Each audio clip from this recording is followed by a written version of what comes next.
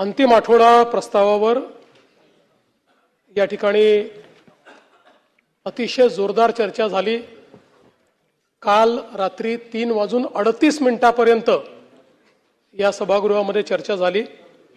या चर्चेची सुरुवात सन्माननीय श्री रोहित पवारजी यांनी केली।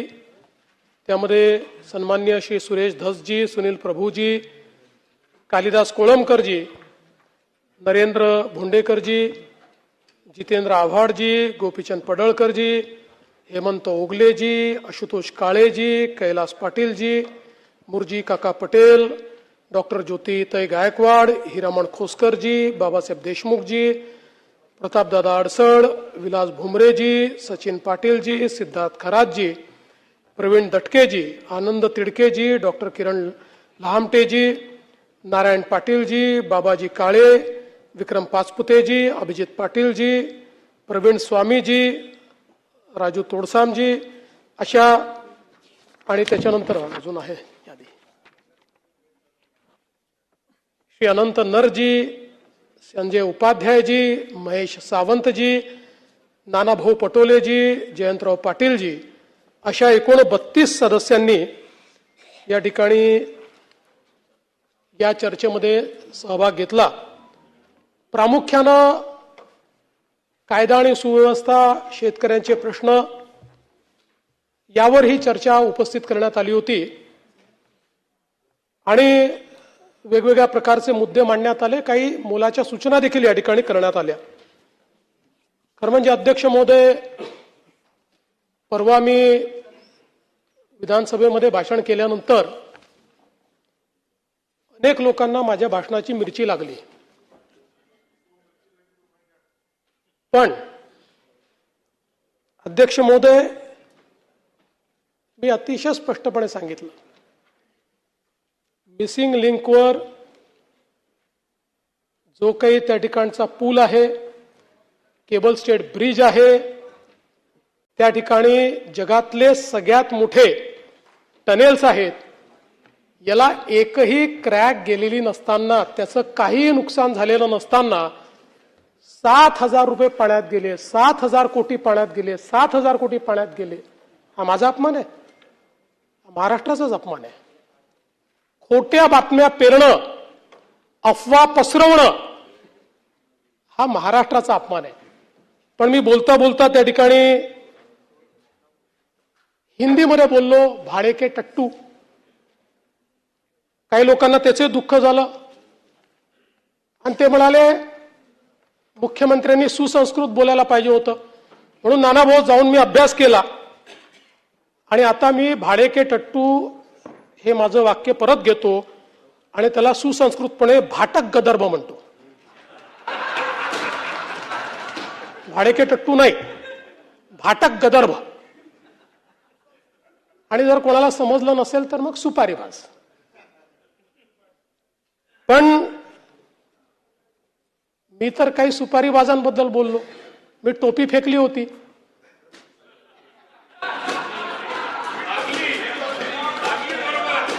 अनेकांना का लागली मला समजलंच नाही, अनेक लोकांना ती लागली। बरं, ते जाऊ द्या।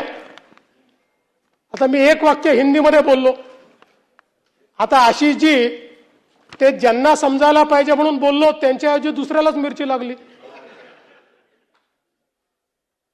आणि आमचे मिमिक्री आर्टिस्ट मला म्हणायला लागले हिंदीत का बोलले।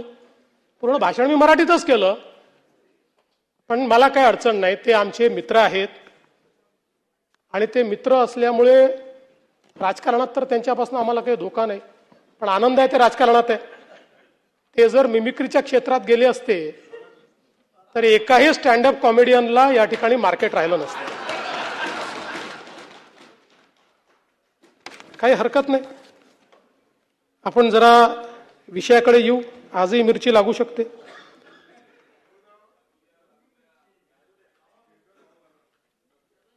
अध्यक्ष महोदय, खरं म्हणजे दरवेळेसच अंतिम आठवडा प्रस्ताव आपला कायदा आणि सुव्यवस्थेवर येतो। अनेक घटना सांगितल्या जातात, काही खऱ्याही असतात, काही थोड्या अतिरंजित देखील असतात। पहिल्यांदा सांगतो की ज्या विविक्षित घटना या ठिकाणी मांडलेल्या आहेत त्या प्रत्येक घटनेवर मी काही बोलणार नाही, पण त्याची नोंद घेतलेली आहे. त्या संदर्भातल्या नोट्सही माझ्याकडे आहेत. आवश्यक असेल तर त्या आमदारांना मी पाठवून देईल. त्या प्रत्येक घटनेच्या संदर्भात काय कारवाई झाली आहे हे आपण त्या ठिकाणी सांगणार आहोत.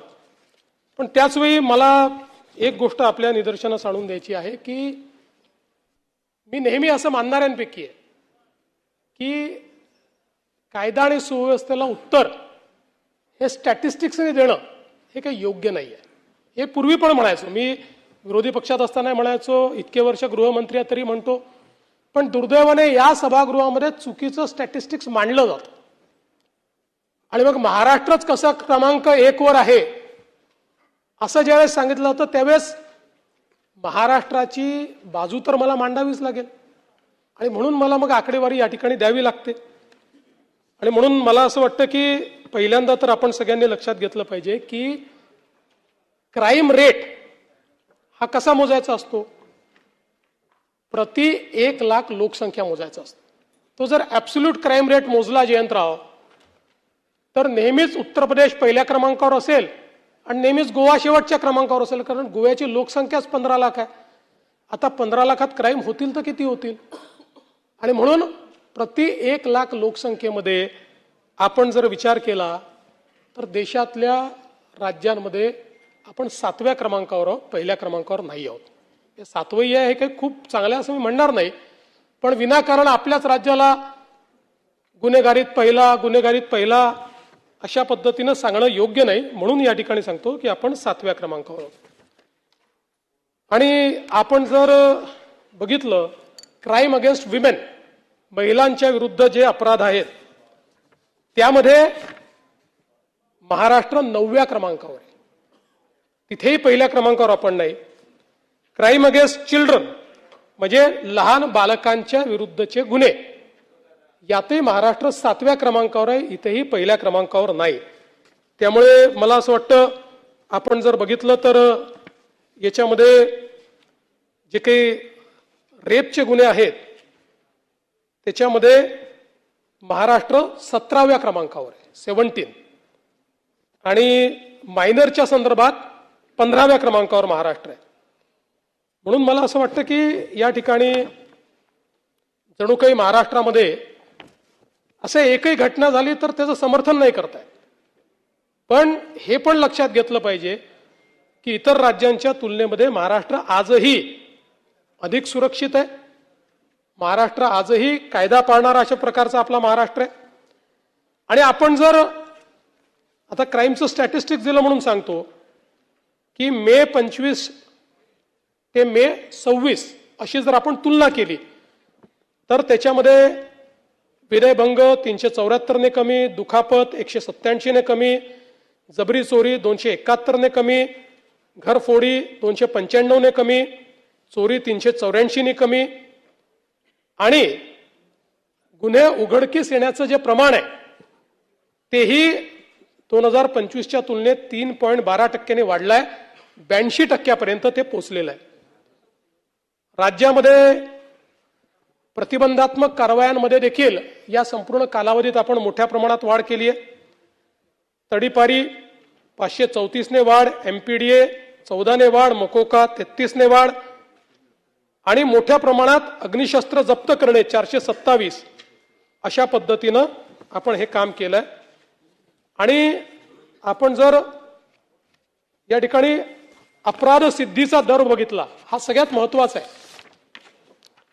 कारण अध्यक्ष महोदय, गुन्हेगारावर वचक कधी राहील तर गुन्हा एखादा आपण पकडल्यानंतर त्याची चार्जशीट दाखल केल्यानंतर कन्व्हिक्शन होणं हे अत्यंत महत्वाचं आहे. दुर्दैवाने आता हे आपल्या जुन्या कायद्यांमधलं कन्व्हिक्शन चाललंय, त्यामुळे फार अडचणी यात. नवीन कायद्यांनी खूप सोपं केलंय, स्पीड केलंय. पण जुन्या कायद्यांमध्ये एक कन्व्हिक्शन आपण करतो तर आपण जर बघितलं तर कन्व्हिक्शन देखील मे 25 मध्ये 44.2% होतं, ते आता 52.6% गेलंय. पण महत्वाचं हे नाहीये, महाराष्ट्राने गेल्या 10 वर्षात काय केलं हे सांगतो. 2008 साली आपला कन्व्हिक्शनचा रेट हा 9.4% होता. 2011 साली 12 साली तो 9% होता, 9.4% होता. तिथपासून आपण सुरुवात केली आहे 9.4%पासून. आणि आता जयंतराव 9.4%वरून आपण 52.6%वर पोहोचलो आहोत. गेल्या 10 वर्षामध्ये कन्सिस्टंटली तुम्ही बघितलं 10 वर्ष 8 आणि 9% आपला हा दर होता की ज्याच्यामध्ये 100 लोकांना आपण जर चार्जशीट केलं 91 सुटून जात होते. आता ते आपण 52%वर पोहोचलो. पण आपल्याला 70%पर्यंत जायचं. मला विश्वास आहे नवीन कायद्यांमध्ये आता जे आपण चार्जशीट करतोय आपण 70च्याही पलीकडे त्याच्यामध्ये जातोय, आताच जातोय. कन्व्हिक्शन्स आता सुरू झाली आहेत आणि आपण जाऊ 80 पर्यंत जाऊ. पण या जुन्या कायद्यांमध्ये जरा काही अडचणी असल्यामुळे त्या ठिकाणी आपल्याला तो प्रयत्न करावा लागतो. दुसरं, आता नवीन कायद्यांमुळे दुसरा फायदा काय झालाय, काही नियम आपल्यावर त्यांनी टाकले आणि त्याचं उत्तम पालन आपण करतोय. ई साक्ष आता 90.61% गुन्ह्यांमध्ये ई साक्ष आहे. ई साक्षीचा अर्थ काय आहे आपल्याला माहिती आहे, साक्षीदार होस्टाईल होतो. आता ई साक्षीमध्ये ज्या क्षणी आपण नोंदवतो त्या क्षणी ती साक्ष अपलोड होते आणि त्याचा कॅमेऱ्यावर साक्ष जे काही त्याचं हे आहे फिल्म ती पण आपण अपलोड करतो. त्यामुळे आता दिलेली साक्ष ही ज्यावेळेस बदलायची आहे किंवा बदलतात किंवा होस्टाईल होतात त्यावेळी जे चुकीच्या पद्धतीनं त्या ठिकाणी काम करतात आणि होस्टाईल होतात यांची संख्या एकदम कमी होईल. आणि मला असं वाटतं की विशेषतः गंभीर गुन्ह्यांमध्ये ही जी अडचण आपल्याकडे निर्माण होते ती अडचण या माध्यमातून दूर होईल. दुसरं, आपल्याकडे 2-2 वर्ष आपण चार्जशीट दाखल करत नव्हतो. आता 60 काही गुन्ह्यांमध्ये 60 दिवस करावं लागतात, काही गुन्ह्यांमध्ये 90 दिवसात करावे लागते. आता आपला हा जो रेट आहे हा 50% पोहोचलाय. म्हणजे 50% केसेसमध्ये आपण 60 ते 90 दिवसामध्ये चार्जशीट दाखल करतो. पण त्याच वेळी लैंगिक गुन्ह्यामध्ये मात्र दोषारोप पत्र 90% गुन्ह्यांमध्ये आपण 60 दिवसाच्या आत त्या ठिकाणी दोषारोप पत्र दाखल करतो. आणि आता नवीन कायद्याने एक अजून चांगलं केलं की जे गंभीर गुन्हे आहेत, अटकजन्य 7 वर्षाच्या वरचे जेवढे गुन्हे आहेत या गुन्ह्यांमध्ये फॉरेन्सिक टीमला स्पॉटवर जावं लागतं. फॉरेन्सिक व्हॅन घेऊन आणि फॉरेन्सिक एव्हिडन्स तिथनं जमा करावा लागतो. ही पण एक अतिशय चांगली सुधारणा झाली आहे की ज्याच्यामुळे आपल्याला माहिती आहे ह्युमन एव्हिडन्स हा खोटं बोलू शकतो पण फॉरेन्सिक, टेक्निकल, डिजिटल, इलेक्ट्रॉनिक हे एव्हिडन्स कधीच खोटं बोलत नाही. आता जवळपास अशा गुन्ह्यांमध्ये 91.9% म्हणजे जवळपास 92% गुन्ह्यांमध्ये अशा प्रकारच्या आता स्पॉटवर न्यायवैद्यक शास्त्र तज्ज्ञांची भेट होते.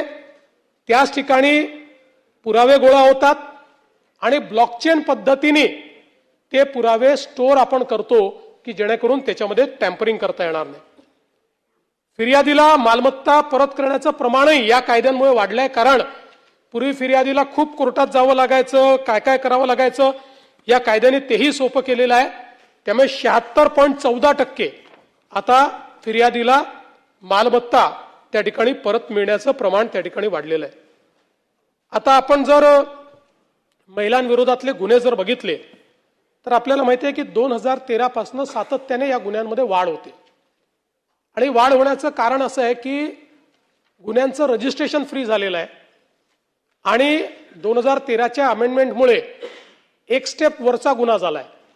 म्हणजे पूर्वी ज्याला छेडखानी म्हणायचो तो आता रेप मानला जातो. अशा पद्धतीने एक स्टेप वर झालेला आहे.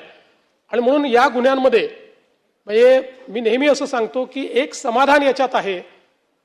पूर्वीही कदाचित गुन्हे घडत होते परंतु घरच्यांच्या किंवा जे काही समाज आहे त्याच्या दबावाखाली या ठिकाणी त्या संदर्भातलं रजिस्ट्रेशन केलं जात नव्हतं. आता रजिस्ट्रेशन मोठ्या प्रमाणात वाढलेलं आहे.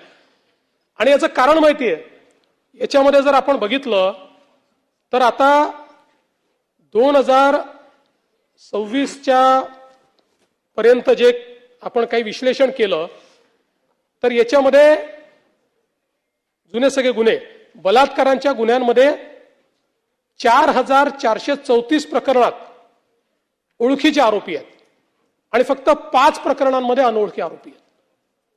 या ओळखीच्या आरोपींमध्येही नातेवाईकांचं प्रमाण हे सर्वाधिक आहे.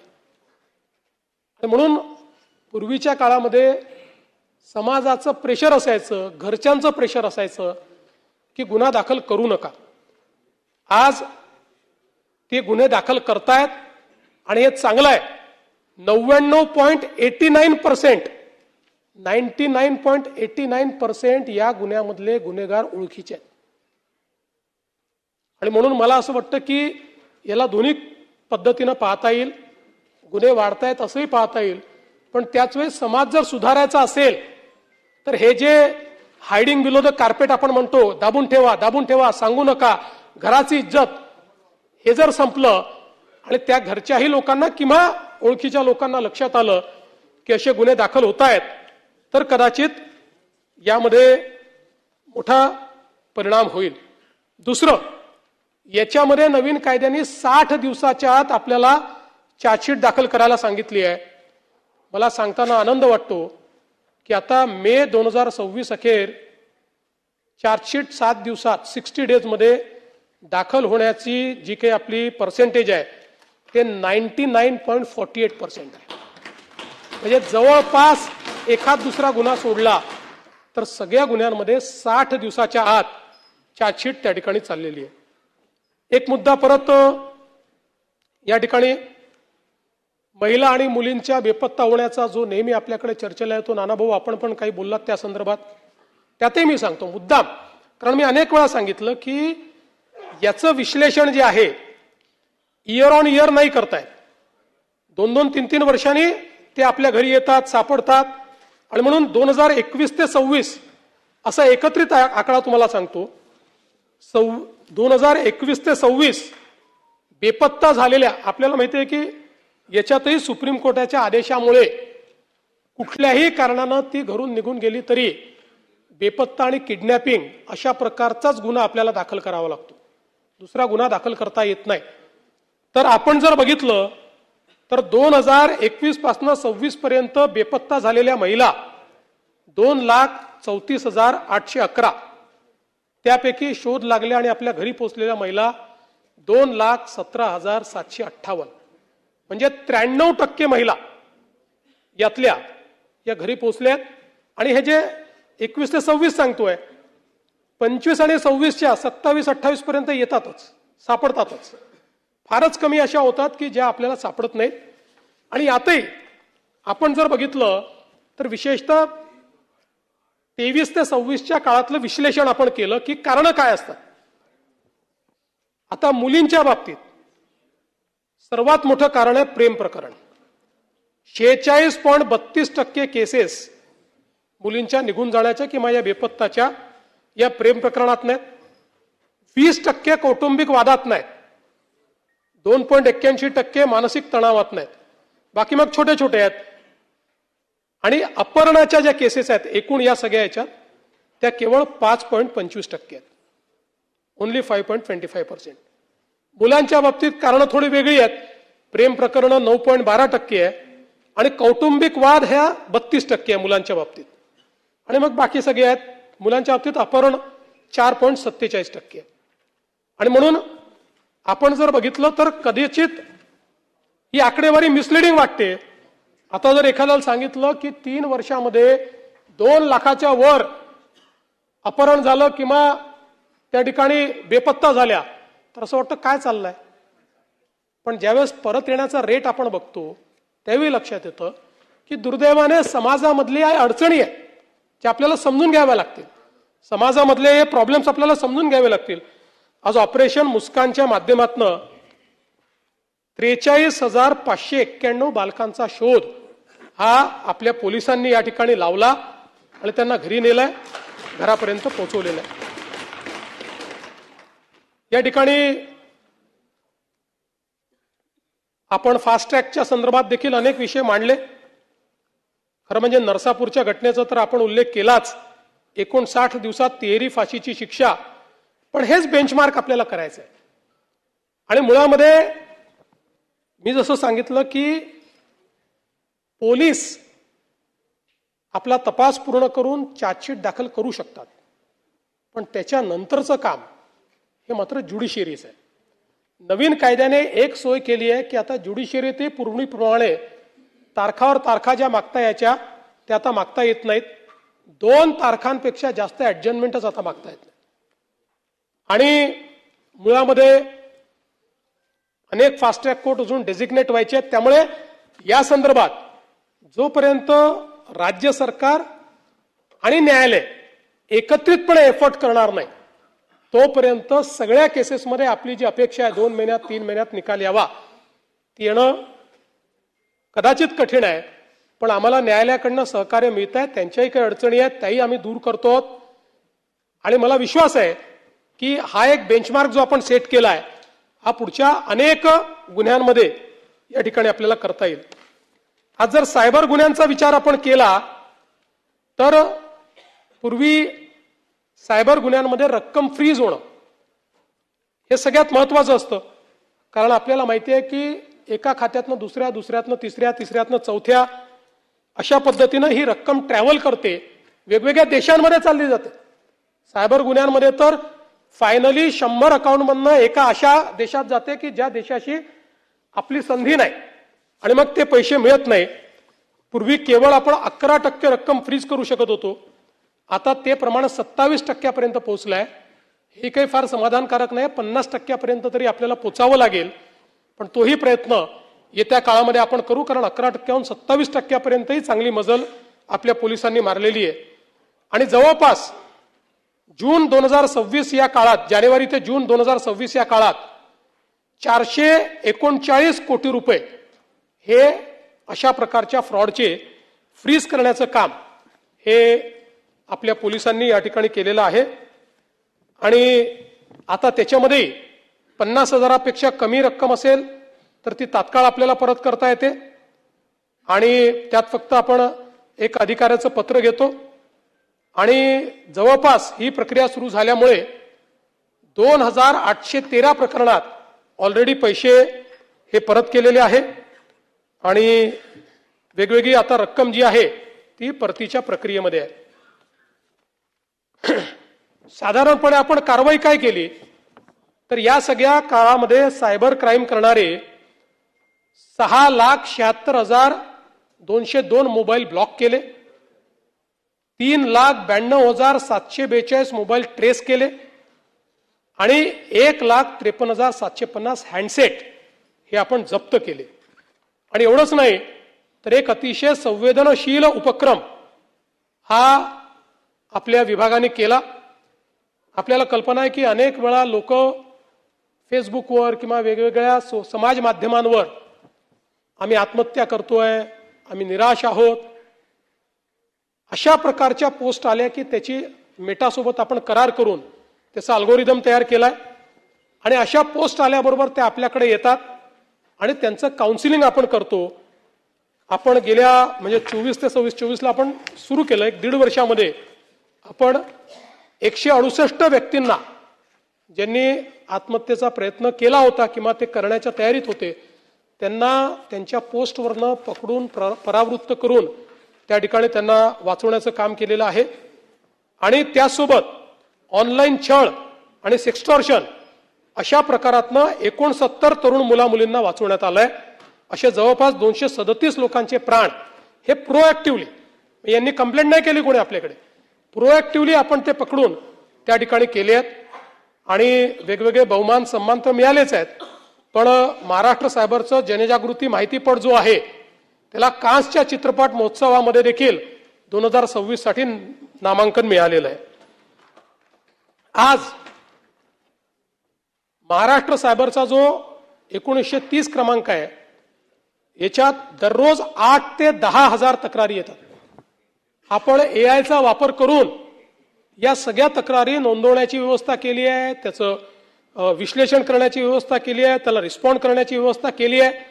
आज देशात सर्वाधिक कॉल हँडल करण्याची क्षमता आणि करण्याचं काम हे आपण करतो.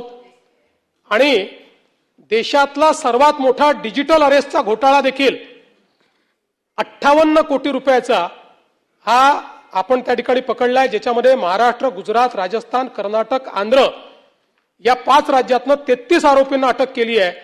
एकूण 45 आरोपी याच्यामध्ये आहेत आणि जवळपास 6000 मॅन्युअल खाती याची आपण फ्रीज केलेली आहेत आणि एक मोठा प्रहार डिजिटल अरेस्टवर देखील झालाय. पुण्यामध्ये आपल्याला कल्पना आहे की विषारी दारूचे जवळपास 22 बळी त्या ठिकाणी गेले. एक प्रकारे आपल्याला काळीमा फासणारी अशा प्रकारची घटना आहे. 2 गुन्हे होते, दापोडी आणि हडपसर. सर्व 17 आरोपी जे आहेत ते गजाआड केले आहेत आणि राज्य उत्पादन शुल्क विभागाचे 13 आणि पोलीस दलातील 13 असे 26 लोक या ठिकाणी दुर्लक्ष केल्याबद्दल निलंबित करण्यात आले आहेत. याचा तपास सीआयडी कडे केलेला आहे. याच्यामध्ये मिथेनॉल वापरण्यात आले होते. अनेक ठिकाणी छापे टाकून जवळपास 5929 किलो मिथेनॉलचा साठा हा जप्त करण्यात आलाय. आणि आता निश्चितपणे आपण घटनेवर कारवाई तर करतो, पण त्यातनं काही शहाणपणी शिकलो पाहिजे. या दृष्टीनं मिथेनॉल जे आहे या संदर्भात त्याचं बॅकवर्ड ट्रॅकिंग कसं करायचं या संदर्भातला प्रयत्न आपण सुरू केलाय. सर्व पोलीस ठाण्यांना प्रतिबंधात्मक कारवाईच्या सूचना दिल्या आहेत आणि मोठ्या प्रमाणात या ठिकाणी आता खबऱ्यांचं जाळं हे पक्क करण्याकरता 5% बक्षिसाची रक्कम देण्याचा निर्णय आपण केलेला आहे आणि मोठ्या प्रमाणात भरारी पथकं ही आपण तयार केली आहे. टोल फ्री नंबर जो आहे तो आपण दिलाय, व्हॉट्सअप क्रमांक दिलाय आणि जे लोक माहिती देतील त्यांची आयडेंटिटी ही त्या ठिकाणी कोणासमोर ओपन होणार नाही अशा पद्धतीनं आपण काम केलंय. आज आपल्या समोर एक अजून सगळ्यात महत्वाचा जर काही चॅलेंज असेल तर तो आहे अंमली पदार्थांचा. जवळपास मे 2025 अखेर आपण 302 कोटीचा मुद्देमाल जप्त केला होता. मे 2026 अखेर 411 कोटीचा मुद्देमाल जप्त केलेला आहे. सगळ्यात महत्वाचं की याची जी आंतरराष्ट्रीय सिंडिकेट आहे त्याचा जो सगळ्यात प्रमुख आहे सलीम डोला, आंतरराष्ट्रीय तस्कर, जो एमडीचं सिंडिकेट चालवायचा, मुंबई पोलिसांनी एनसीबीच्या मदतीने त्याला परदेशातनं अटक केली आहे. त्याच्यावर 13 गुन्हे आहेत. सलीम डोला, मोहम्मद सलीम, मोहम्मद सुहेल शेख, ताहेर सलीम डोला, मुस्तफा मोहम्मद कुब्बावाला हे सगळे परदेशातनं ऑपरेट करणारे आता त्या ठिकाणी पकडून आणले आहेत आणि यांच्याकडनंही खूप चांगल्या प्रकारची माहिती मिळाल्यामुळे मोठ्या प्रमाणात फॉरवर्ड आणि बॅकवर्ड लिंकेजेसची माहिती मिळाली आहे. त्याच्यावर कारवाई करून बरेच अशा प्रकारचे युनिट्स हे देखील आपल्याला उद्ध्वस्त करता आली आहेत. यांना दुबईवरनं पकडून आणलंय. यांनी सांगली, कर्जत, अकोला, भोपाळ, म्हैसूर आणि हैदराबाद या ठिकाणी एमडीचे कारखाने उघडले होते आणि जवळपास 256 कोटी रुपयाचा माल हा यांच्याकडनं या ठिकाणी जप्त झालेला आहे आणि एक महत्वाचं रॅकेट हे आपल्या मुंबई पोलिसांनी उद्ध्वस्त केलंय. मोठ्या प्रमाणात जनजागरणाचं कामं देखील आपण करतो. 4 लाखपेक्षा अधिक विद्यार्थ्यांपर्यंत पोहोचतो. ड्रग फ्री मुंबई अशा प्रकारचा आता एक जाणीव जागृती करता मोठा कार्यक्रम आपण हातामध्ये घेतलेला आहे की ज्या माध्यमातनं मुलांमध्ये ड्रग्सच्या संदर्भात अवेअरनेस तयार करण्याचा प्रयत्न आपण करतो आणि विशेषतः एक 360 डिग्री अप्रोच या संदर्भातला आता केंद्र सरकारने देखील घेतलेला आहे सगळ्या राज्यांच्या सोबत, ज्याच्यामध्ये आता केवळ एक गृह विभाग नाही, राज्याच्या 20 विभागांना या ड्रग फ्री अभियानाच्या अंतर्गत वेगवेगळी जबाबदारी ही वाटून दिलेली आहे. कारण आपल्याला माहिती आहे एमडी तयार कसं होतं, ते तयार होण्याकरता जे काही केमिकल्स आहेत ते सगळे केमिकल्स फूड अँड ड्रग डिपार्टमेंटच्या अंतर्गत असतात किंवा मेडिकल एज्युकेशनच्या अंतर्गत असतात.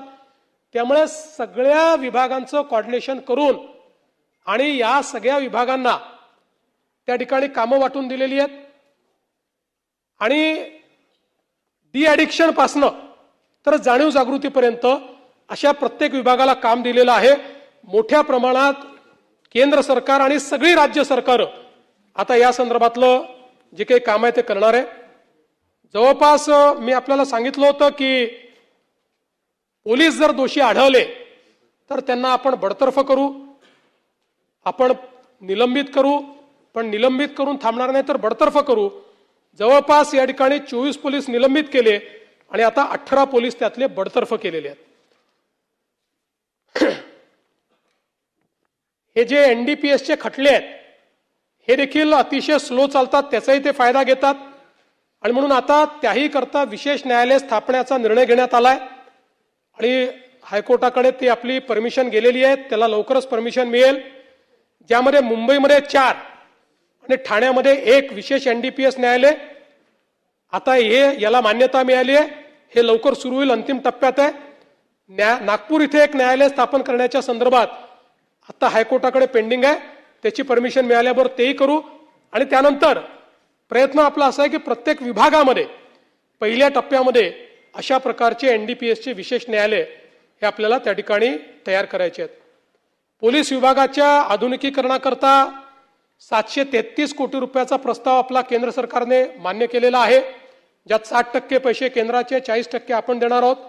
6 महिन्यात आपण याची कारवाई करणार आहोत. त्यानंतर अजून निधी देण्याचं त्यांनी मान्य केलंय.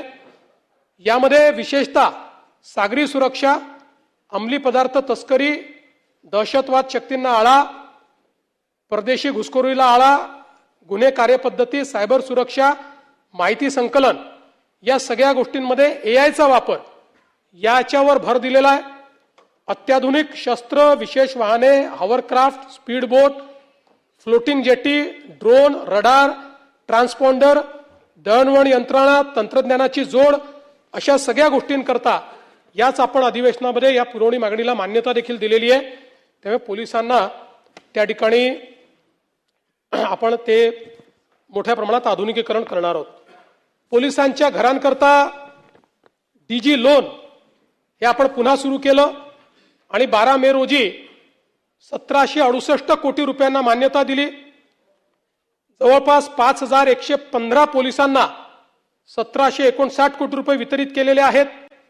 आणि यासोबत मोठ्या प्रमाणात आपल्या पोलीस गृहनिर्माणच्या माध्यमातून जवळपास 9762 निवासस्थानं जी आहेत यांचे कामं चाललेली आहेत आणि जवळपास 447 निवासस्थानांच्या निविदा या प्रसिद्ध झाल्या आहेत आणि 14,000 निवासस्थानं ही त्या ठिकाणी विविध टप्प्यावर आहेत. आमचे कालिदासजी कोळंबकर सातत्याने आहेत ते त्यांना माहिती आहे मी भाषण करणार आहे, त्यामुळे ते जाणार नाही. पोलिसांच्या मालकीच्या घरांचा प्रश्न मांडत असतात. आपण बीडीडी चाळीमध्ये पोलिसांना मालकीची घरं दिल्यापासनं मोठ्या प्रमाणात इतरही पोलिसांना वाटतं की तितके वर्ष आमचे झाले आहेत, आम्हालाही दिलं पाहिजे. त्या संदर्भात काही कोर्टाच्या केसेस देखील आहेत. पण किमान टप्प्याटप्प्याने पोलिसांना काही प्रमाणात तरी आपल्याला मालकी हक्काची घरं कशी देता येतील, जसं आपण डीजी लोन दिलंय ते लोन मालकी हक्काचं घर घेण्याकरताच दिलंय. या संदर्भात कालिदासजी आम्ही पुढच्या 7 दिवसामध्ये एक उच्चस्तरीय समिती नेमतो आहोत. या समितीला आम्ही 3 महिन्याचा कालावधी देणार आहोत आणि 3 महिन्यामध्ये या समितीच्या माध्यमातून आपल्याला काय पोलिसांना मालकीची घरं देण्याकरता वेगवेगळ्या काय योजना करता येतील या संदर्भातला प्रयत्न आपण निश्चितपणे करू. पोलीस कुटुंब आरोग्य योजना याच्यामध्ये जवळपास 112 कोटीचा आपण लाभ दिलाय आणि 2023 नंतर 61 नवीन अशा प्रकारची पोलीस ठाण्यांची निर्मिती केली आहे. एक अजून महत्वाचा निर्णय आपण घेतलाय. मुंबईमध्ये आपल्याला माहिती आहे की सगळ्यात मोठं पोलीस दल मुंबईत आहे आणि मुंबईच्या पोलीस दलांकरता घरांचा प्रश्न तर आहेच, पण अस्तित्वात असलेली घरं आपण अलॉट केली आहे त्यातली ही 90% घरं जी आहेत ती छोटी आहे. म्हणजे त्यांना जी देय घरं आहेत त्या देय घरांच्या एवढी ती घरं नाही आहेत. काहीतर आपल्याला माहिती आहे फार जुनी घरं आहेत आणि म्हणून आपण आता एक प्रकल्प हातामध्ये घेतलेला आहे की ज्याच्यामध्ये पोलीस दलातील अधिकारी अंमलदार यांच्यासाठी जी काही शासकीय घरं आहेत ती निर्माण करण्याच्या संदर्भात आम्ही मुंबईमध्ये पोलिसांची सगळी भूखंड शोधून काढली. अनेक चांगली मोक्याची भूखंड होती ती सगळी शोधून काढली आणि त्याच्यामध्ये जवळपास 74 महत्वाची मोक्याची भूखंड आपल्याला सापडलेली आहेत. या ठिकाणी जवळपास 40,000 शासकीय पोलिसांची निवासस्थानं तयार करण्याचा निर्णय हा मुंबईमध्ये आपण घेतलेला आहे. आणि त्यासोबत मुंबईतले पोलीस ठाणे जे आहेत त्यांची अवस्था आपल्याला कल्पना आहे की कशा पद्धतीची आहे. यामध्ये जवळपास 93 सुसज्ज एकसारखे म्हणजे चांगल्या पद्धतीनं सगळ्या सोयी असतील असे नवीन पोलीस स्टेशन्स देखील मुंबईमध्ये बांधण्याचं या प्रकल्पाच्या अंतर्गत आपण या ठिकाणी प्रस्तावित केलं आहे. एकूणच अध्यक्ष महोदय, या ठिकाणी आता पोलिसांच्या घरांच्या संदर्भात अजून पुष्कळ माहिती आहे, पण बराच अजून गोष्टी बोलायच्या असल्यामुळे सगळी माहिती मी देत नाही. एक नार्कोटिक्सच्या संदर्भात अजून मला महत्वाची गोष्ट या ठिकाणी सांगायची आहे की ह्याच्यामधलं सगळ्यात महत्वाचं केमिकल आहे ब्रोमोफोर मिथाइल प्रोपिओफेनॉन. ब्रोमोफोर मिथाइल प्रोपिओफेनॉन. आता हे केमिकल जे आहे MD बनवण्याकरता सगळ्यात महत्वाचं हे केमिकल आहे. पण हेच केमिकल आपल्या narcotic drugs and psychopathic substances psychotropic substances act जी आहे त्या ऍक्टच्या अंतर्गत याचा समावेश नव्हता. त्याचाच फायदा MD बनवणारे लोक घेत होते. आणि म्हणून आता आपण हा निर्णय करून हे जे ब्रोमोफोर मिथाइल प्रोपिओफेनॉन आहे याला नुकतंच narcotics drugs and psychotropic substances regulation and amendment order 2026 अंतर्गत कंट्रोल सबस्टन्स म्हणून शेड्यूल A मध्ये टाकलेला आहे. यामुळे MDच्या या सगळ्या व्यवहाराला मोठ्या प्रमाणात आळा बसेल आणि विशेषतः ऑनलाईन याचा मोठ्या प्रमाणात सप्लाय होता त्यालाही आपल्याला आळा करता येईल आणि त्याची सप्लाय चेन जी आहे ती आपल्याला दूर करता येईल. एक अजून महत्वाची गोष्ट आहे ती म्हणजे APK फाईल. जे लोक अँड्रॉइड यूज करतात त्यांना APK फाईल पाठवली जाते आणि APK फाईल तुम्ही जर डाउनलोड केली, काही पाठवतात, तुम्हाला आवडेल असं काही पाठवू शकतात ते, किंवा एखादा योजना पाठवू शकतात. ती APK फाईल चुकूनही डाउनलोड केली की तुमच्या अँड्रॉइडचा पूर्ण कंट्रोल कंप्लीट 100% त्यांच्याकडे जातो आणि त्याच्यावर ते काही त्या ठिकाणी करू शकतात. त्यामुळे महानगर गॅस लिमिटेडच्या नावाने संदेश पाठवून अनेक लोकांना त्या ठिकाणी फसवण्याचा प्रयत्न झाला आणि यामध्ये जवळपास 43 कोटी रुपयाची आर्थिक फसवणूक ही लोकांची झाली. यामध्ये आपण गुन्हा नोंदवला आणि 6 आरोपींना झारखंड आणि बिहारमधून आपण त्या ठिकाणी पकडून आणलं. जवळपास 11 मोबाईल फोन, 1 लॅपटॉप असं आपण त्यास, आणि त्या एकूण त्याच्यामध्ये 8,609 पीडितांचे मोबाईल नंबर मिळाले. म्हणजे 8,609 पीडितांचं सगळं त्यांच्याकडे होतं. त्यांचं बँक खातं, ATM क्रमांक, pin number, CVV number, UPI ID सगळं त्यांनी फोनवरनं हस्तगत केलं होतं. त्यामुळे माझी सगळ्यांना विनंती आहे की काही आपल्याला आलं तर ते डाउनलोड करायची इच्छा झाली तरी ते खरं आहे की खोटं आहे पाहिल्याशिवाय डाउनलोड करू नका. अनोळखी नंबरवरनं आलेलं काही डाउनलोड करू नका. अख्खा अँड्रॉइड फोन हा त्या ठिकाणी हॅक करता येतो. अशा प्रकारच्या APK फाईल्स तयार झालेल्या आहेत. असं नाही आहे, त्याच्यातही आता काही नवीन हे येत आहेत, काय म्हणतात, हा अँटीव्हायरस काही येत आहेत किंवा काही येत आहेत, ते जर करून टाका.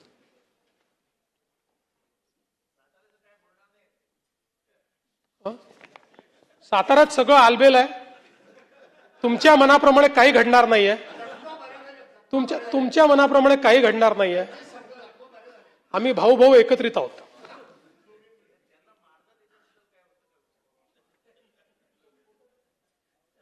कोणी कोणाला मारलेलं नाही.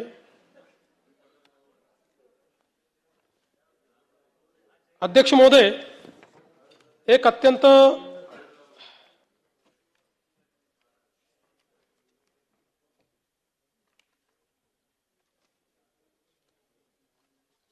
या संदर्भात हे तर मी सांगितलंय. अध्यक्ष महोदय, आता आपण पोलीस दलामध्ये मोठ्या प्रमाणात आर्टिफिशियल इंटेलिजन्सचा उपयोग सुरू केलाय आणि आपल्याला माहिती आहे की याचा मोठ्या प्रमाणात आता उपयोग होतोय. आपण आता तपास सारथी नावाचं एक टूल तयार केलाय आणि हा तपास सारथी जो टूल आहे हा CCTNS सोबत पूर्णपणे आपण इंटिग्रेट केलाय. याच्यामध्ये एंड टू एंड म्हणजे गुन्हा घडल्यापासून चार्जशीट पर्यंत सगळ्या गोष्टी डिजिटाइज पद्धतीनं AIचा उपयोग करून करेक्ट फॉर्मॅटमध्ये आपल्याला तयार करता येतात. आपल्याला माहिती आहे अनेक वेळा केवळ टेक्निकल चुकांमुळे या ठिकाणी आरोपी सुटतात. त्यामुळे या तपास सारथीमध्ये स्पीच टू टेक्स्ट आहे, याच्यामध्ये वेगवेगळ्या भाषेतलं जे आहे त्याचं मराठीत भाषांतर करण्याची सोय आहे. प्रत्येक FIR ची जी काही तपास सूची आहे पाथ ऑफ इन्व्हेस्टिगेशन ते तयार करून देतं. त्यासोबत पंचनामे, फोटो, व्हिडिओ हे सगळं ते अपलोड करून देतं. म्हणजे पंचनामे आणि फोटो व्हिडिओ अपलोड केले तर ते ज्या फॉर्मॅटमध्ये आपल्याला पाहिजे त्या फॉर्मॅटमध्ये ऑटोमॅटिक तयार होतात. ब्लॉकचेन टेक्नॉलॉजीने हे पुरावे त्या ठिकाणी अपलोड केले जातात. त्यामुळे एकूणच देशामधलं पहिलं कंप्लीट AI असिस्टेड अशा पद्धतीचं तपास सारथी आपण केलाय. आणि मला सांगताना आनंद वाटतो की आता नरसापूरच्या घटनेतही आपण AIचा उपयोग करून ज्यावेळी जी काही चेन आहे ती तयार करून दिली तर त्या निर्णयामध्ये त्याचं ॲप्रिसिएशन आहे. हे त्या जज साहेबांनी केलेलं आहे की अतिशय करेक्ट चेन ऑफ इव्हेंट्स त्याच्यामुळे तयार झालेले आहेत. एक अत्यंत महत्वाच्या मुद्द्यावर या ठिकाणी या अंतिम आठवडा प्रस्तावामध्ये चर्चा झाली, ती म्हणजे राज्याचे दिवंगत उपमुख्यमंत्री माननीय अजितदादा पवार यांच्या संदर्भात जी काही घटना घडली आणि ते त्या ठिकाणी आपल्यातनं निघून गेले त्याच्या तपासाच्या संदर्भात. पहिल्यांदा तर या ठिकाणी मी स्पष्ट करू इच्छितो की दोन प्रकारे तपास चाललेला आहे. एक प्रकार CID आपलं करते, दुसरं आपल्याला माहिती आहे की AIB करते. एक मुद्दा या ठिकाणी आला की आपण CBIला लिहिलं होतं, मग CBIने इन्क्वायरी का घेतली नाही. CBIने हे स्पष्टपणे सांगितलेलं आहे की AIBचा जो रिपोर्ट आहे हा रिपोर्ट यातला महत्वाचा आहे. तो आल्यानंतरच हा तपास आम्ही घेऊ शकतो, त्याच्या आधी आम्ही काही घेणार नाही. त्यामुळे त्याची आपण वाट पाहतोय. याच्यामध्ये आत्तापर्यंत CIDने जो तपास केलाय त्या तपासामध्ये काही गोष्टी समोर आलेल्या आहेत की ज्याच्यामध्ये वेगवेगळ्या गोष्टींसोबत एक शंका पायलट सुमित कपूर यांच्याबद्दलही होती. त्यांचं बँक खातं, इन्शुरन्स पॉलिसी, शेअर मार्केटमधली गुंतवणूक हे सगळं काही तपासलेलं आहे, पण त्यात कुठलंही काही संशयास्पद आढळलेलं नाही. बाकी सगळे जेवढे फुटेज आहेत ते मिळवलेले आहेत, त्याचं विश्लेषण केलेलं आहे. जे काही अवेलेबल साक्षी पुरावे आहेत ते तयार केलेले आहेत. पण अर्थातच या ठिकाणी AIBचा रिपोर्ट हा महत्वाचा आहे. त्याही संदर्भातली माहिती मी घेतली आणि त्या माहितीमध्ये हे सांगण्यात आलेलं आहे की जेवढे काही त्या ठिकाणी इक्विपमेंट्स होते जे डाउनलोड करायचे होते ते 100% डाउनलोड झालेले आहेत. आता त्याच्यामध्ये कुठलीही अडचण नाही. जे रिकन्स्ट्रक्ट करून डाउनलोड करायचं होतं ते पण झालेलं आहे. त्यामुळे ब्लॅक बॉक्स असेल किंवा दुसरा जो काय बॉक्स आहे ते सगळं झालेलं आहे. आणि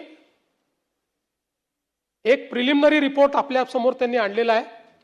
मी आज केंद्र सरकारशी देखील चर्चा केली आणि केंद्र सरकारला आणि मंत्रालयाला आणि माननीय मंत्री महोदयांना मी विचारलं की साधारण हा सगळा रिपोर्ट किती दिवसात अपेक्षित आहे. त्यांनी मला हे सांगितलं की साधारणपणे जानेवारीपूर्वी हा रिपोर्ट येईल, अंतिम रिपोर्ट जो आहे. आणि हाच रिपोर्ट सगळ्यात महत्वाचा आहे. हा रिपोर्ट आल्यानंतरच आणि जसं काल रोहित पवार म्हणाले 3-3, 4-4 वर्ष लागतात, हे खरं आहे. पण या केसमध्ये स्पेशली आपल्या केंद्र सरकारने विनंती केली आहे, कारण परदेशातले सगळे तज्ज्ञ याच्यात घेतलेले आहेत, अमेरिकेतली एजन्सी आपण याच्यामध्ये घेतलेली आहे आणि म्हणून त्यांना विनंती केली आहे आणि त्या सगळ्यांनी ते मान्य केलं आहे. आणि म्हणून आपण म्हणजे दुर्दैवाने असं म्हणू नये, पण दादांची जी काही पुण्यतिथी येईल त्याच्या अगोदर हा रिपोर्ट यावा अशा प्रकारचा प्रयत्न आणि तो रिपोर्ट येईल. आणि हा रिपोर्ट आल्यानंतर मग सीबीआय असेल किंवा सीआयडी पण असेल, आता सीआयडी पण त्याच्यावरच अडकलेलं आहे, कारण वर काय घडलं हे या रिपोर्टशिवाय समजूच शकत नाही. ते धागेदोरे याच्यातच मिळणार आहेत.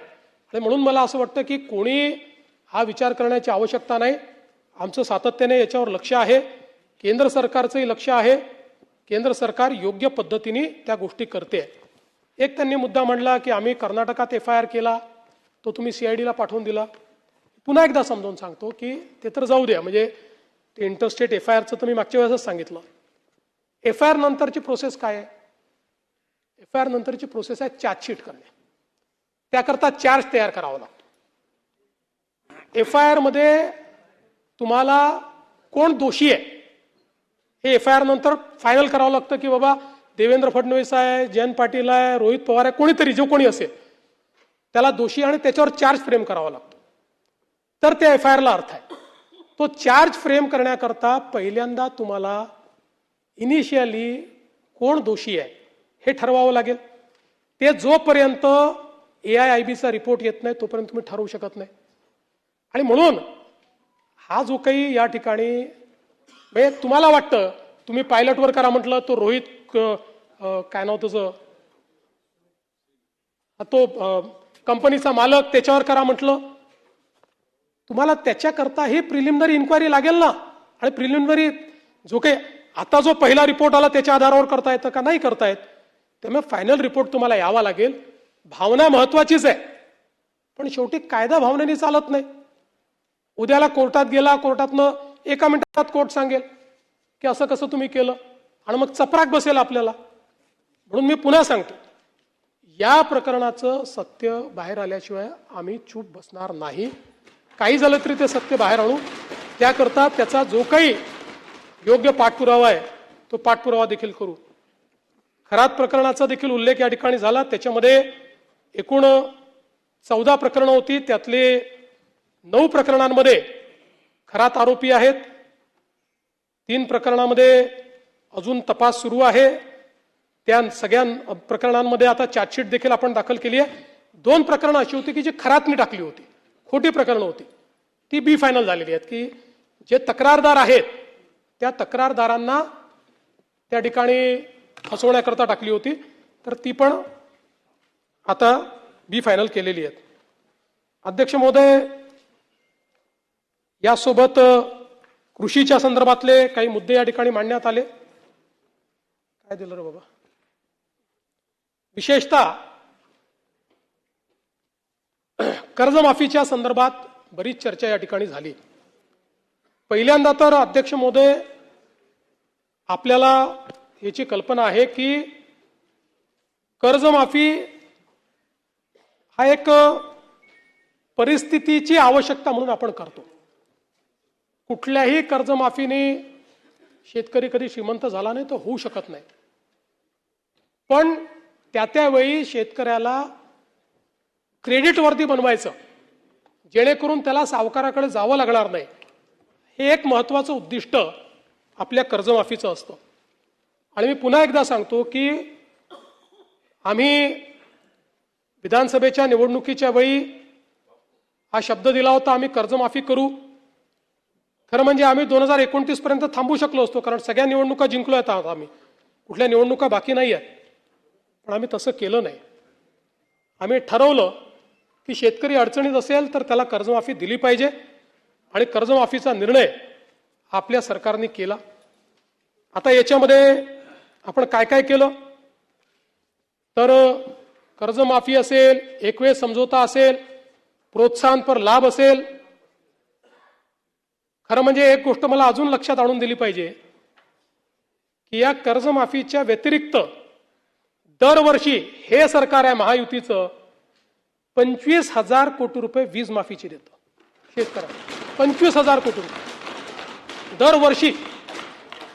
हे पैसे भरावे लागतात, हे माफ नाही होत, हे भरावे लागतात दरवर्षी. पहिल्या वर्षी 20,000 कोटी, 22,000 कोटी, 25,000 कोटी हे पैसे आपण भरतो. आणि एकूण जर आपण कृषी विभागाचा आजचा आउटले बघितला, सगळं मिळून वेगवेगळ्या योजना आणि देणाऱ्या सबसिडी, तर तो 95,000 कोटी रुपयाचा आहे.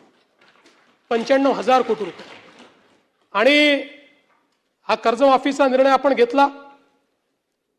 आपण राष्ट्रीयकृत बँका, व्यापारी बँका, खाजगी बँका, जिल्हा मध्यवर्ती सहकारी बँक सगळ्यांची बैठक घेतली आणि या ठिकाणी त्याच्या आधारावर सगळा डेटा घेतला आणि त्यानंतर मिळालेल्या माहितीच्या आधारावर पुण्यश्लोक अहिल्यादेवी होळकर शेतकरी कर्जमुक्ती योजना आपण तयार केली.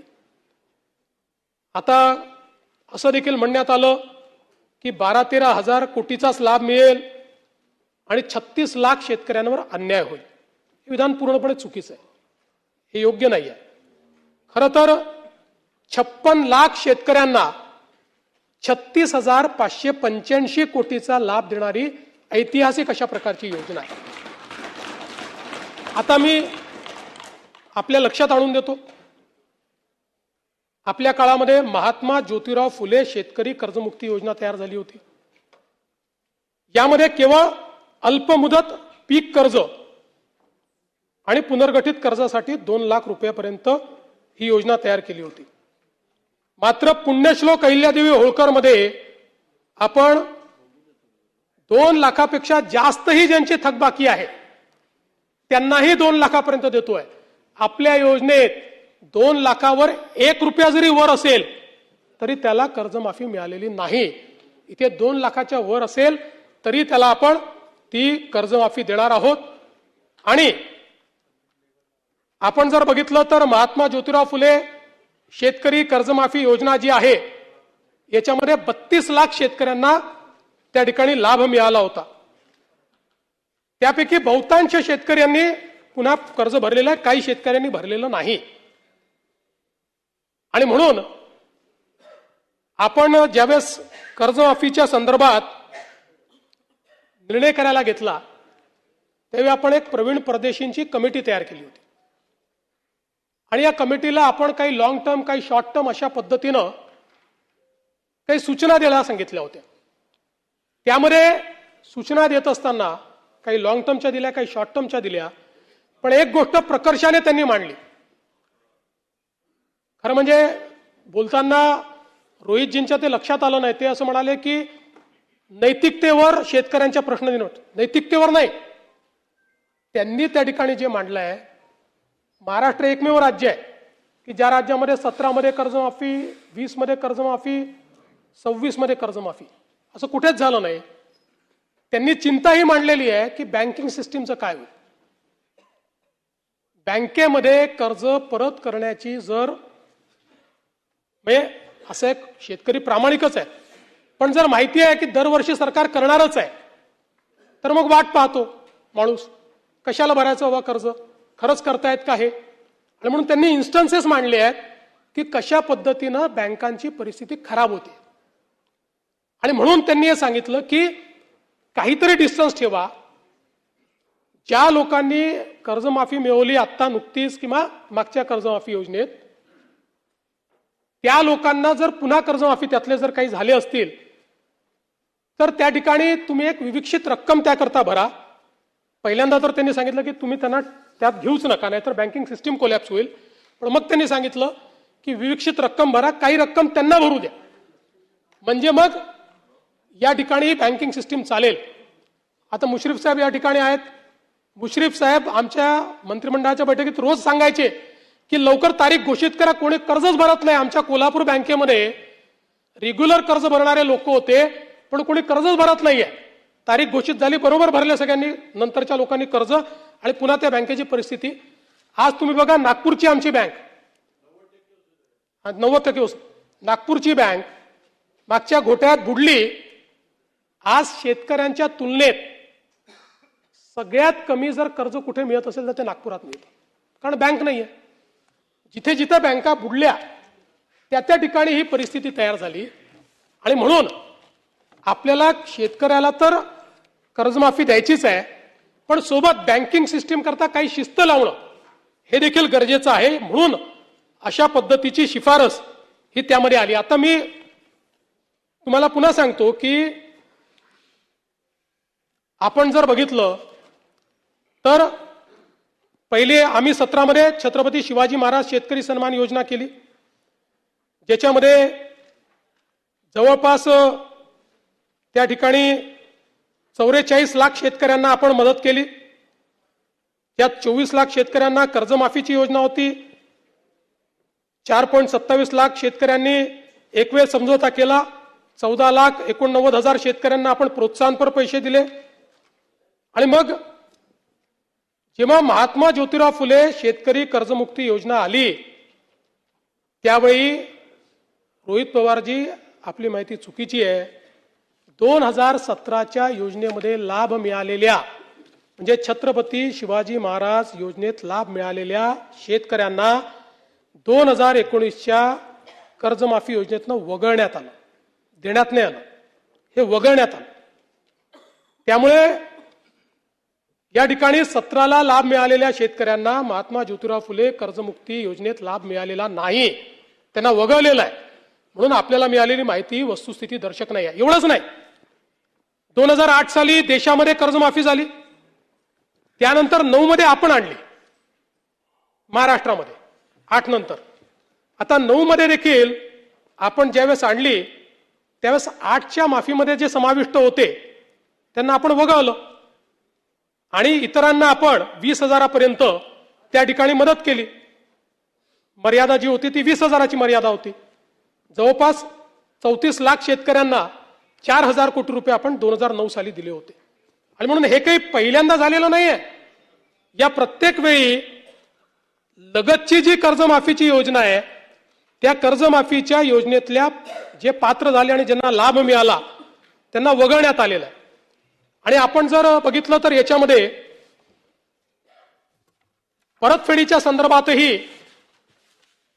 हे जे टाकण्यात आलं की 2026 आणि 27ला पैसे परत केले पाहिजे, याच्या मागचा उद्देश हाच होता की आपण ज्यांना प्रोत्साहन देतोय, प्रोत्साहन घेत असताना त्यांनी पुढे नीट कर्ज भरलं पाहिजे, या दृष्टीनं आपण या ठिकाणी अशा पद्धतीची योजना केली होती. मला खरं म्हणजे मी तिन्हीचा चार्ट या ठिकाणी तयार केलेला आहे.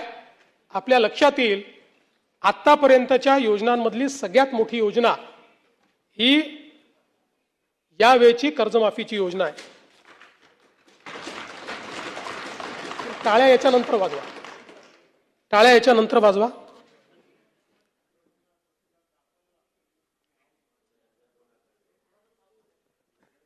सातत्याने या संदर्भात अटी शर्ती आहे तशी मागणी होत होती. आज जवळपास आमच्या रणधीर सावरकरांच्या नेतृत्वात महायुतीचे सर्व आमदार मला भेटले आणि त्यांनी सगळ्यांनी मागणी केली की ही 50,000ची अट तुम्ही काढून टाका.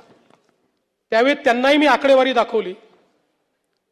मी त्यांना सांगितलं की अट काढल्याने आमच्यावर 3-4 हजार कोटीचा भुर्दंड येईल, फार येईल असं नाही, 4,000 कोटीचा येईल, 5,000 कोटीचा येईल, पण शिस्तीचा भाग म्हणून ही आणलेली आहे. मी त्यांना दाखवलं की समजा 1 लाखापर्यंत नेली तर 2 लाखच शेतकरी असे राहतात की ज्यांच्यावर त्या ठिकाणी त्यांना याचा फायदा मिळत नाही. पण तरी देखील सगळ्यांचं मत होतं की 2 लाखच शेतकरी का सोडतात. केवळ त्याच्याकरता शेतकऱ्यांमध्ये अशी भावना होईल की कोणाला ठेवलं आणि कोणाला वगळलं. त्यामुळे मी आर्थिक शिस्त सांगत होतो आणि ते लोक मला हे सांगत होते की आपण व्यापक विचार केला पाहिजे आणि शेवटी लोकशाही आहे, त्यामुळे लोकशाहीमध्ये त्यांचा व्यापक विचार मी मान्य केला. आणि आता हे जे महात्मा फुले कर्जमाफी योजनेतले जे लोक होते, ज्यांना 50,000 रुपयापर्यंत आपण म्हटलं होतं, त्यांनाही 2 लाखापर्यंत कर्जमाफी झाली. आणि त्यासोबत 26-27चा जो नियम आहे तोही वगळण्यात येईल. आता आपल्याकडे तर सगळं आहेच. 26 मध्ये कोणी कोणी पैसे भरले आहेत, जसं यांनी सांगितलं 95% लोकांनी पैसे भरले. त्यामुळे आता त्याच्या आधीच्या 3 वर्षातले कुठलेही 2 वर्ष ज्यांनी रेग्युलर भरलेले आहेत ते सगळे लोक याकरता पात्र होतील. पुन्हा सांगतो, पहिल्यांदा राज्य सरकारने हा निर्णय घेतलाय, यापूर्वी कधीही असा निर्णय झालेला नाही.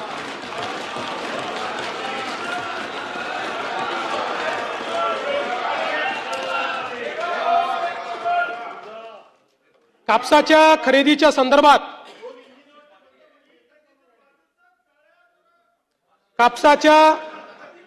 खरेदी संदर्भातही 7,710 प्रति क्विंटल या आधारभूत किमतीवर आपण 136 लाख क्विंटल कापूस खरेदी केलाय आणि त्याकरता 10,883 कोटी रुपयाची चुकारे हे त्या ठिकाणी दिलेले आहेत. सोयाबीनच्या संदर्भात 3,198 कोटी किमतीचा 6 लाख टन सोयाबीन आपण खरेदी केली आहे. कांद्याच्या संदर्भात जवळपास 14,687 मेट्रिक टन कांदा खरेदी केलाय आणि कांद्याचा खरेदी दर आपण 2125 केल्यामुळे आता बाजारामध्ये तो 2500 ते 3,000 इथपर्यंत पोहोचलेला आहे. सुधीर भाऊंनी मला धानाच्या बोनस संदर्भात चिठ्ठी पाठवलेली आहे. सुधीर भाऊ, ते आपल्याला द्यायचंच आहे. आहेच आणि त्याचा योग्य वेळी निर्णय करणारच आहोत. आता फक्त कॅश फ्लोचा प्रॉब्लेम कर्जमाफीमुळे आहे. नंतर तुमच्याशी चर्चा करतो त्या संदर्भात. फक्त एवढंच सांगतो की त्या संदर्भात आपण सकारात्मक आहोत, ते आपण नाकारलेलं नाहीये.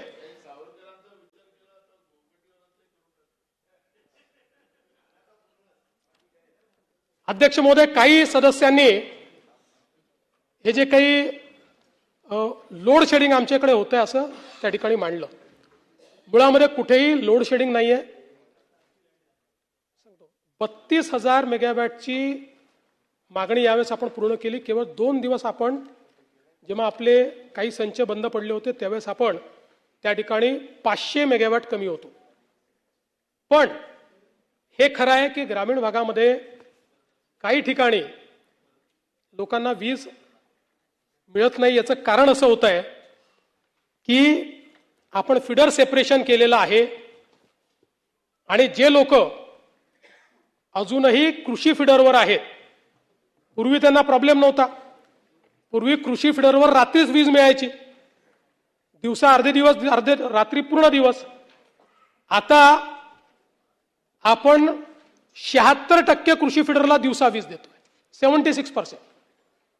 फक्त 24% राहिलेली आहे. आपण जो या ठिकाणी सांगितलं होतं की दिवसा वीज देऊ शेतकऱ्यांना 76%वर, ते 76%ना आपण दिवसा दिल्यामुळे रात्री आपण वीज बंद करतो.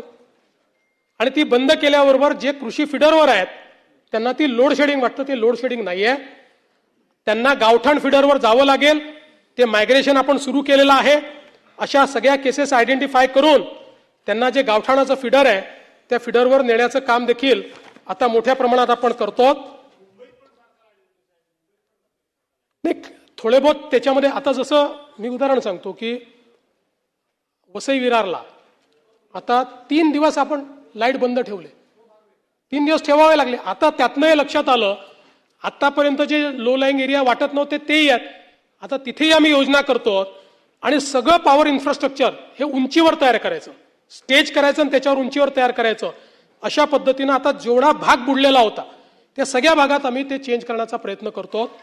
त्यामुळे मला असं वाटतं की या संदर्भातही हो, पूरपट्ट्यातही ते करतोय आपण. बोलणार आहे त्याच्यावर काळजी करू नका. स्मार्ट मीटरचं स्मार्ट मीटर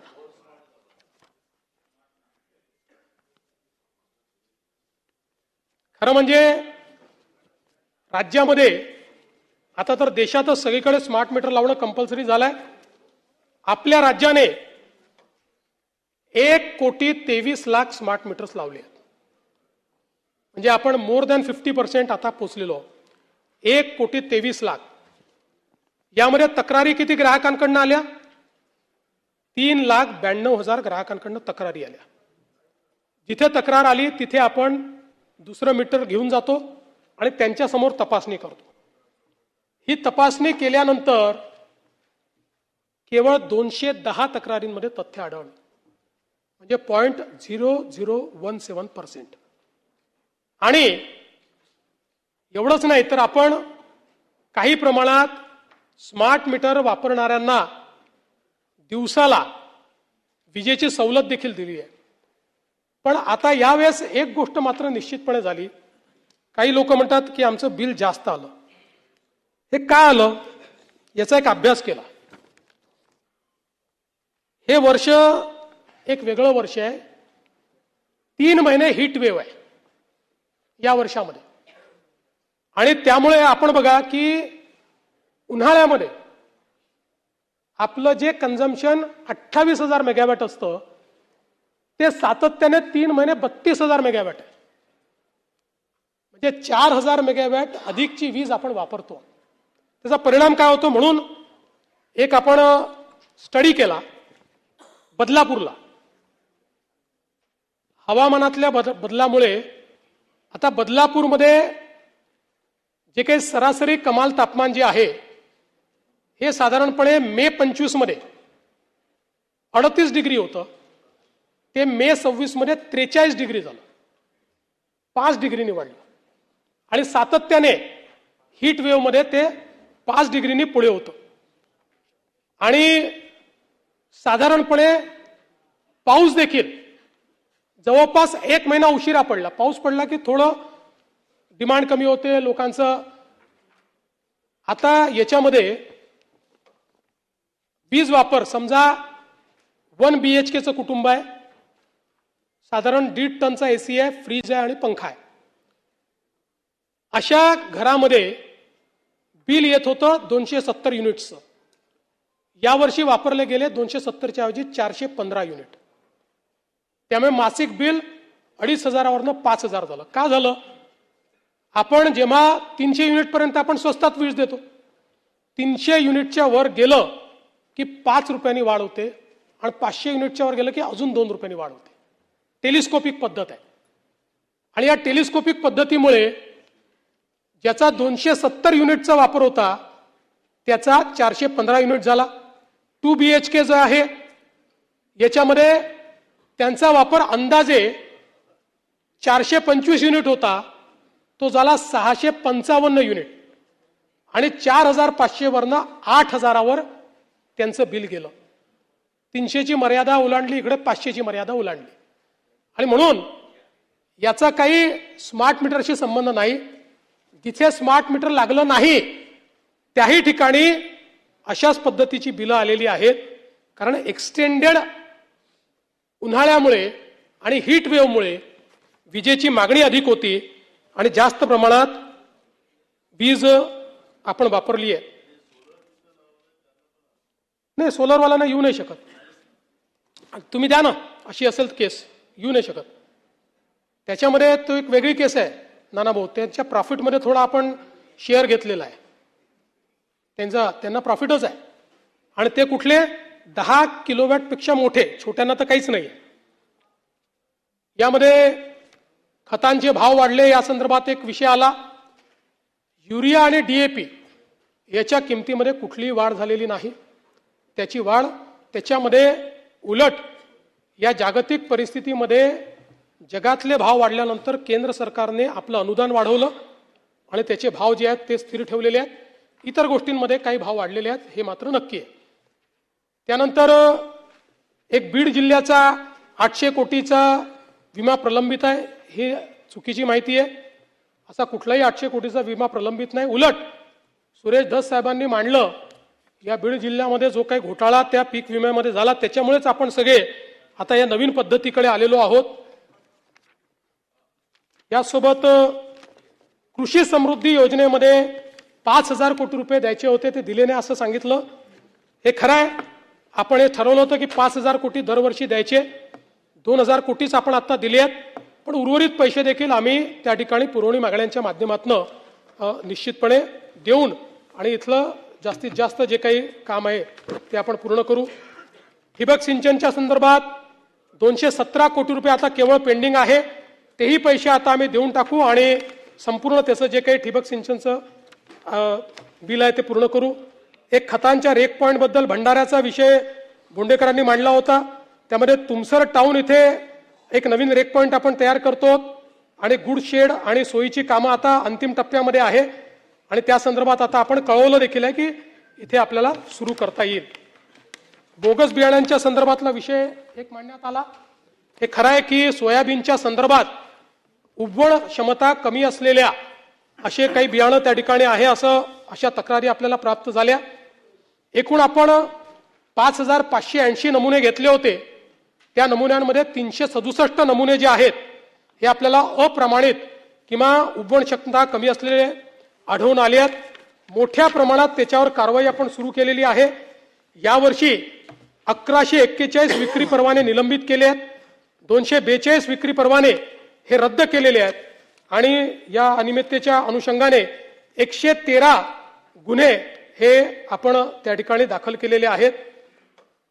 यासोबत एक शेतकरी ॲग्रो कंपनीचा बोगस मिश्र बिया खतांची विक्रीच्या संदर्भातला विषय, त्यांच्यावरही कारवाई आपण त्या ठिकाणी केली आहे.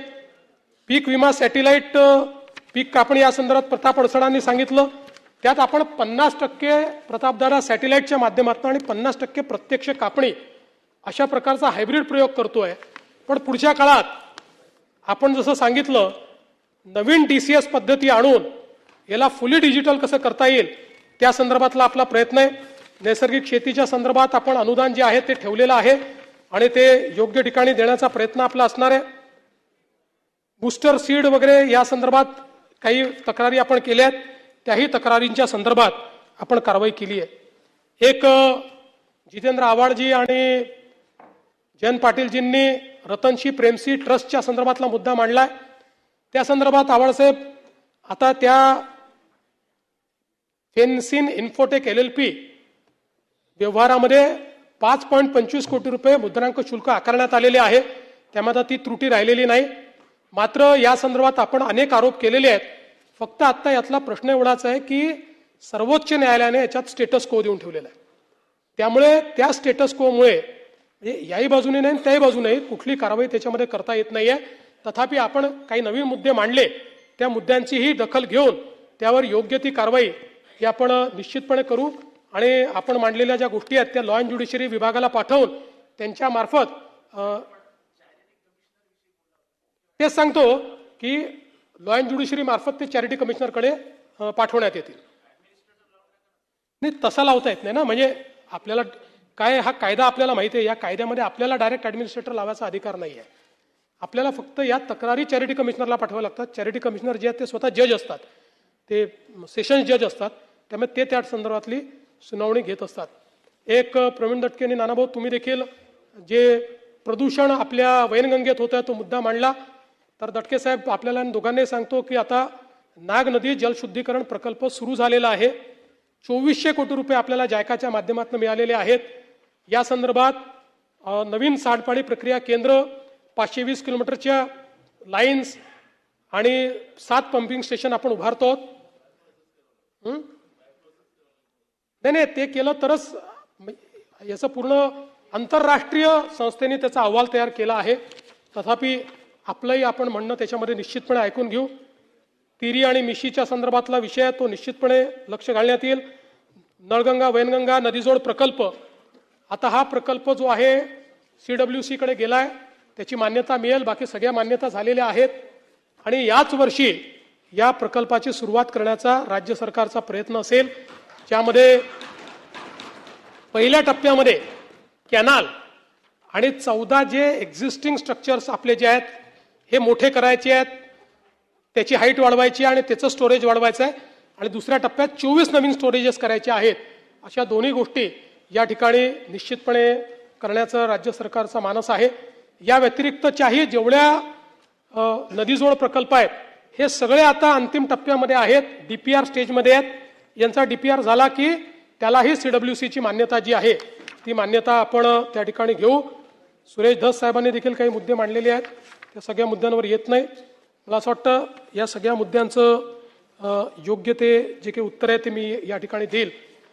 माननीय जयंतरावांनी काही सांगलीतल्या 2-3 केसेस मांडलेल्या आहेत, तर त्या संदर्भात मी जयंतराव निश्चितपणे त्याची माहिती घेतलेली आहे. मला वाटतं आलेली आहे बहुतेक माझ्याकडे. एकतर तुम्ही हा डोंबिवलीचा विषय मांडला जो नगरसेवकाचा रमेश सुकरे म्हात्रे, तर त्या संदर्भात त्यांना अटक केलेली आहे आणि आत्ताच त्यांना कोर्टाने 3 दिवसाचा रिमांड दिलेला आहे आणि आता ते पोलीस कस्टडीमध्ये त्या ठिकाणी आहेत. दुसरं विलास वाघमारे दुहेरी हत्याकांड आणि दादासाहेब वाघमारे यांचं अपहरण या संदर्भात गुन्हा त्या ठिकाणी दाखल झालेला आहे. ही घटना मला असं वाटतं पहिली घटना जी आहे ती 2023ची आहे आणि जे जुने आरोपी आहेत 26चे आरोपी पकडले आहेत, पण जुन्या आरोपींचा 26च्या घटनेत तर तेच सांगतोय की आतापर्यंतच्या तपासात जुन्या आरोपींचा त्या साक्षीदाराच्या हत्येत अजूनपर्यंत काही सहभाग आला नाही. ही वेगळी केस आहे, पण तथापि याची जी काही चौकशी आहे ती चौकशी ही निश्चितपणे आपण करू. खरं म्हणजे अनेक विषय आपल्या समोर आलेले आहेत. नाना त्याची पण मी माहिती घेतली. आता ठीक आहे, आता तुम्ही म्हटलंय तर तुम्ही सांगितलेलं सत्य मानून त्या संदर्भात पुन्हा माहिती घेईल.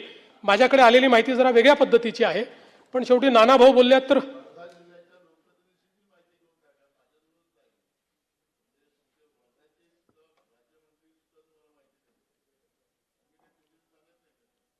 मी म्हणूनच तुम्ही सांगताय म्हणून पुन्हा माहिती घेईल. आता माझ्याकडे जी माहिती आली आहे ती माहिती आपल्या माहितीपेक्षा विसंगत माहिती आहे आणि म्हणून आपण सभागृहात उपस्थित केल्यामुळे पुन्हा त्या संदर्भातली माहिती ही निश्चितपणे मी घेईन. खरं म्हणजे